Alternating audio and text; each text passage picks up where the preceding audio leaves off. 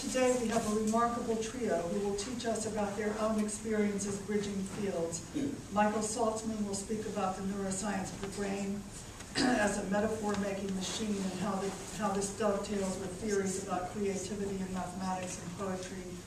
David A.Taylor will present research on the brain and sleep, Naresh Punjabi's work on sleep's role and capacity to illuminate the brain and creativity, and a way to look at science storytelling. Joram Piatigorsky will reflect on the narrative quality of basic research, drawing from his career in molecular biology. Thank you. What a lovely introduction. As always, it's an absolute joy, even if you're cold and you have to come from Baltimore, to come to the Writers' Center.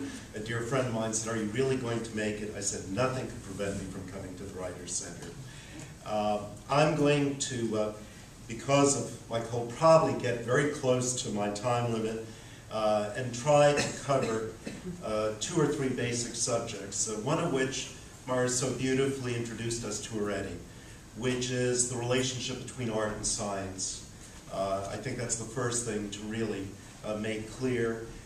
Secondly, we're going to talk about metaphor as the commonality, as the mechanism for this relationship between the greatest cultural elements in civilization, the fields of art and science and their practitioners. And then I'm going to discuss very briefly a couple of features of the brain that I feel make it uniquely capable of carrying out this program.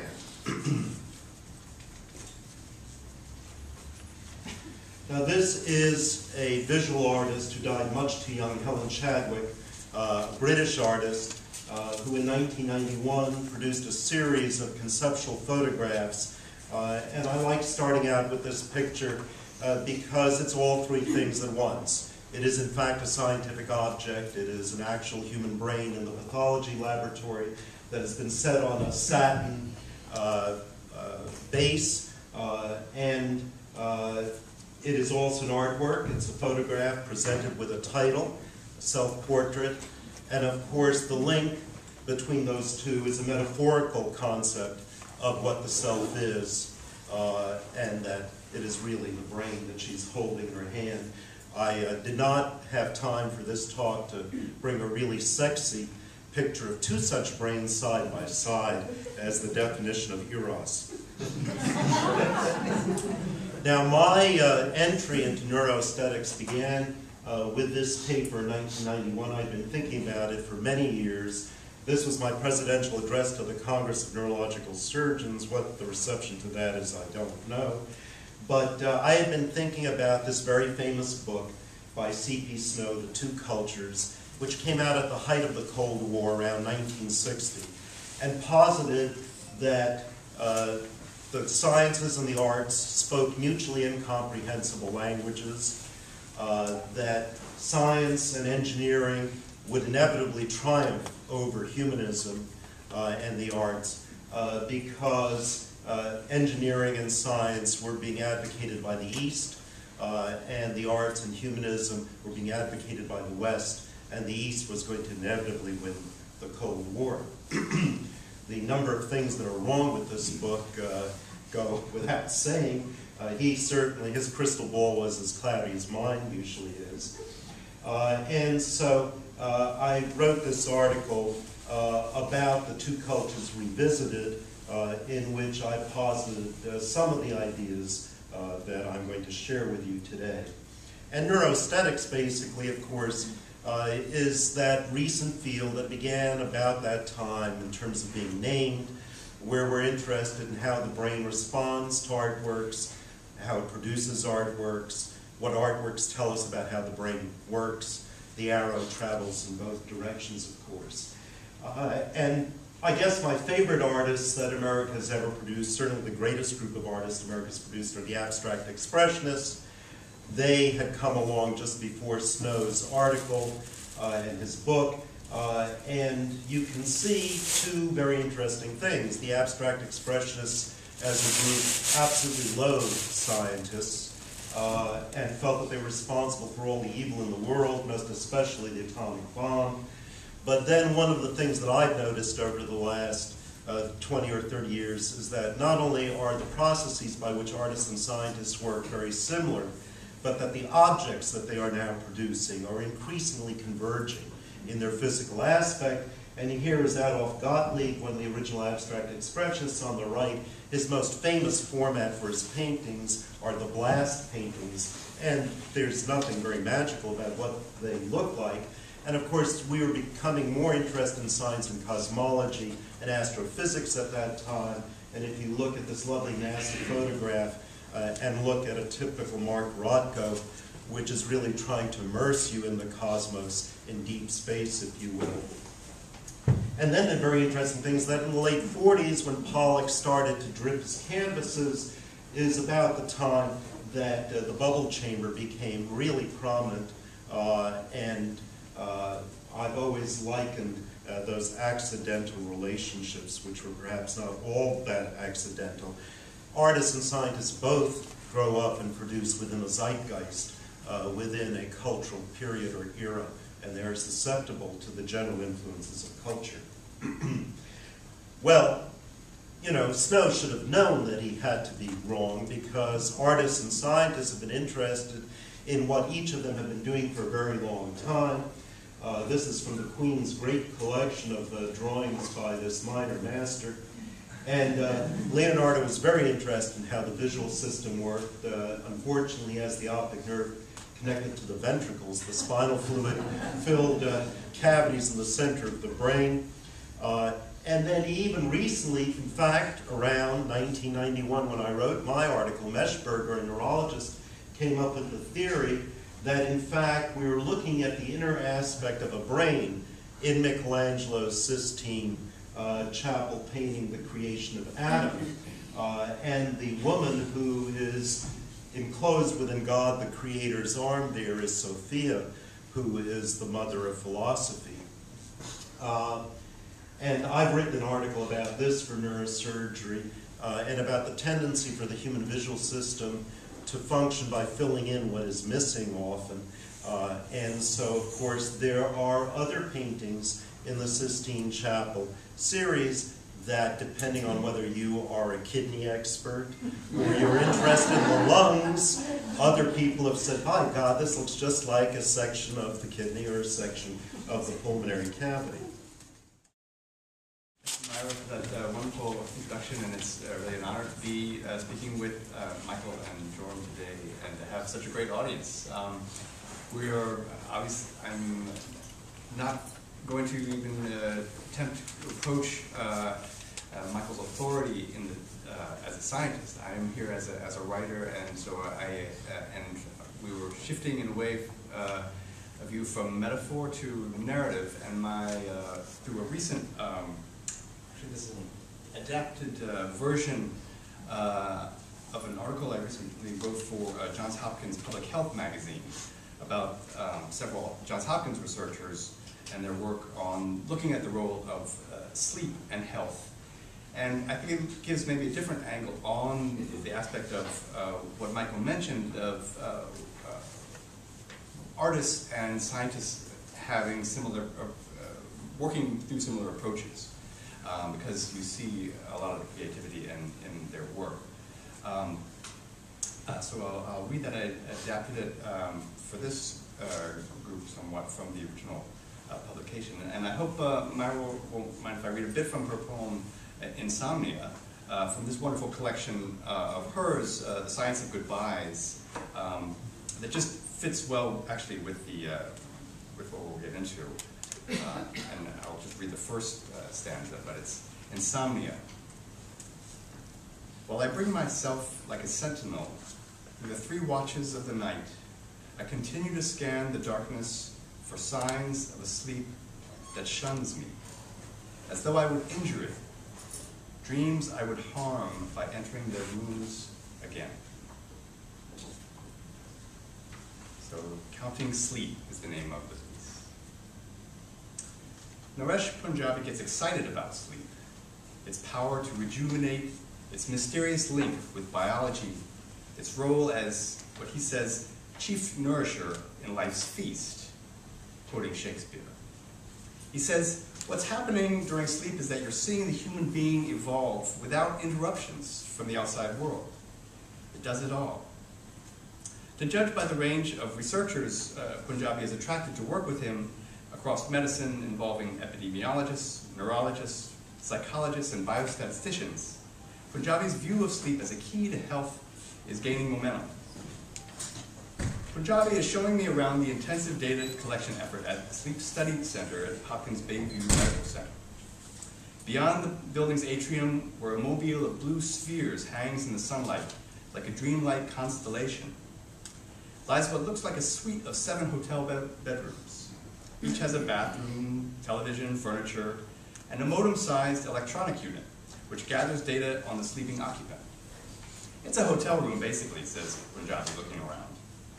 This suite marks the gold standard for getting quality data about what happens during sleep.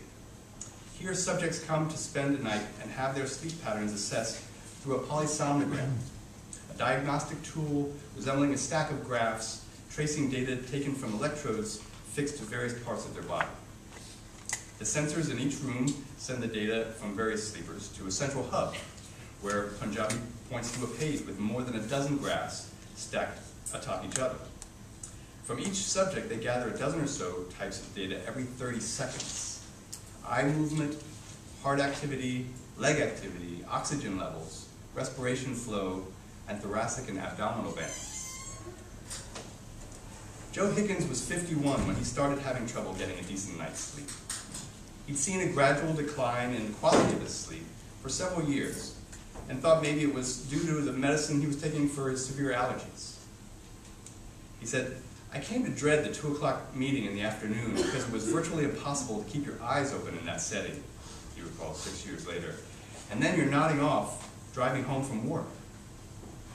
His wife suggested a trip to the sleep center at Bayview. He went for testing and was astounded to find that his breathing while asleep was being interrupted on average 26 times an hour due to a condition known as sleep apnea caused by a recurring collapse of the upper airways soft tissue. I was shocked that 26 was considered a moderate case of sleep apnea, Higgins says. Scientists call the environment where each of us spend a third of our life our sleep architecture, the relative structure of our time sleeping portioned out among 5 stages, identified by EEG data. Stages 1 through 4 plus rapid eye movement or REM sleep. In the book, The Family That Couldn't Sleep, author D.T. Max describes the typical sequence. Sleep begins with rough alpha waves, stage 1, deepens into longer theta waves in stage 2, followed by sleep spindles, which take the sleeper into the profound sleep of the rolling delta wave of stages 3 and 4. These then get interrupted periodically by the jagged lines of REM sleep. As a growing body of research is beginning to make clear, sleep disorders like sleep apnea are a serious threat to health. At Hopkins, Punjabi, who's a pulmonary specialist, and biostatisticians Brian Caffo and Ciprian Crenciano are making connections between such disorders, notably sleep apnea, and key medical problems such as hypertension, congestive heart failure, stroke, obesity, and diabetes. More and more, says Punjabi, we're recognizing the health consequences of a variety of sleep disorders. Sleep problems can hurt everything from job performance to personal relationships. Drowsy driving causes more than 100,000 auto accidents a year and claims more than 1,500 lives. Still, many people don't recognize when poor sleep becomes a medical issue. In Higgins' case, Punjabi prescribed an ongoing course of continuous positive airway pressure, or CPAP therapy, and enrolled him in a study of examining sleep apnea and diabetes risk. The therapy improved Higgins' sleeping very quickly. The CPAP machine weighs just a few pounds and has a hose attachment and uses air pressure to keep an apnea sufferer's airway clear. When allergy season started that spring, Higgins' allergies miraculously didn't occur.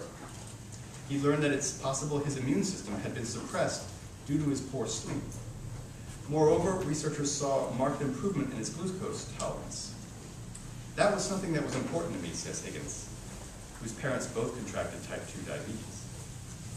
Joe Higgins is hardly alone in experiencing troubled sleep. significantly more Americans now experience problems sleeping at least a few nights a week than 8 years ago. 64% in 2009 compared with 51% in 2001. Thank you, Myra, for the... Whenever I hear an introduction like that, I figure, who's she introducing? Not quite sure. In fact, Myra was our neighbor about 40 years ago, or thereabouts, when we were both living on Hillmead Road. And I think that a long time we haven't seen each other makes me wonder if I can't learn from Michael Salcman's talk about becoming a whale and communicating from long distances. It would be very, very helpful, and certainly a great deal of pleasure. In contrast to the other two talks that you've heard today, which were really, really interesting to me, I'm sort of entering a new area of my life. I've been a scientist for over 50 years, and I have done research, molecular biology, many different things in terms of hard science. However, for many years I've also loved literature. I love writing, I love art very, very much. And so I'm just really beginning my career as a writer. I've in terms of non-scientific writing, in terms of fiction. And so what I'm doing now is developing a point of view which has come from my years in science and trying to put these two fields together rather than going to be speaking a lot about, I'll speak a little bit about my research to make it make sense, but I'm trying to develop a new point of view. So this is new to me in many ways.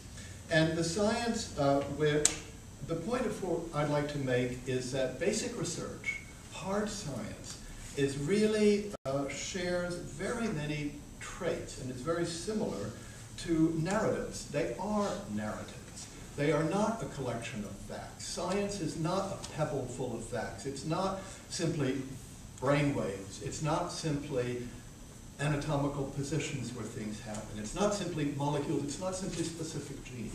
But in fact, it's a narrative. It's a human construct. And the point that I'm going to make in a moment is that basically that science is really not nature. And I think that's a very fundamental point. Science is human interpretations of nature, human interpretations from their experiments, human interpretations from their impressions, and I'd like to develop that point. So the central point of this talk, where I'm going to weave together new ideas for me in terms of putting them together, including some of my scientific research, because that's where I'm more comfortable and that's where these ideas are coming from. I'm going to weave together some of these ideas, read a couple of excerpts from my own work, and then read some excerpts from wonderful creative people, Marcel Proust, and end with Charles Darwin, where you can't really go much higher than that. Well, science has a reputation by non-scientists, and even by scientists, of being highly technical and goal-oriented. In fact, I think that C.P. Snow's important Two Cultures Revolution, which Michael talked about, really developed in part because of the incomprehensibility of scientists talking to people. I mean, I've hardly been to a scientific seminar in my entire life where I've really understood all of it, because I figured, what does that word mean? It's just too complex. So we tend to lose it, and that's a problem. And also, it alienates people, and also science is generally, today more than ever, uses a purposeful activity. It's a question of, let's understand more about the brain so we can do that. Let's understand more about these molecules so we can cure this disease. Let's do things which will allow us to harvest energy so that when global warming comes or whatever it is, we can be able to heat our houses less expensively, as a purposeful activity. And that directive view of science stands in a very different situation than the more freewheeling view of the arts, or for the present audience, for most of you, I suppose, of literature. So this distance between the appreciation of artistic and scientific endeavors and the incomprehensible language of science is a problem that we have. Now, a less appreciated view that I'm working on, I'm exploring myself, and which I think has come through my life in science, is that It's the processes of science and the processes of the artist and the writer that are really very, very similar. And the main point, again, is that science is a narrative driven by experiments, impressions, and interpretations. It's not a collection of facts. And these narratives are based relatively limited observations that are made as internally consistent as possible, like a writer is writing a novel and he's trying to make it, no, that character can't have gone out to dinner for that way because he murdered that person over there, and on and on and on. You've got to create this consistency. It's got to be character driven. It has to be really logical. Well, scientists and research are doing exactly that. And they're creating a human construct, and they're not creating a full understanding of nature. It's an aspect of nature which we limited human beings can put together. So it's important to emphasize that. Now, I don't mean to question the truthfulness of a scientific narrative at the time they were written. They're not literary fiction by any means. They're based on reality. But what I'm talking about, really, is filling in the cracks of ignorance in an attempt to create a seamless continuity. Frank Kermode, a great literary critic, I just finished reading his book on the sense of an ending. I was surprised to read, made the point that he connected scientists. As a literary critic, he talked about scientists connecting discrete observations with what he called, believe it or not, Concord fiction. He used Heisenberg's uncertainty principle as an example of Concord fiction. The Heisenberg uncertainty principle states that matter, and generally for physicists it started with electrons, possess the mutually exclusive properties of waves and particles. Mutually exclusive. That means that waves are everywhere. The electron is all over the place. And simultaneously, there are particles that are a discrete spot at any one time. It's everywhere, and it's at a particular spot. It's like saying that you can be in New York and Los Angeles at the same time. It doesn't fall within our frame of reference. We don't know how to logically conceive of being somewhere and everywhere at the same time, although it would be great if you could do that. So for a physicist, it's uncertain just where the electrons are. And Kermode points out that scientists find ways to fit these discordant facts, these facts that don't really go together in our frame of reference. And that's what he calls Concord fiction. The creation of a narrative for concordance for a form of satisfying coherence.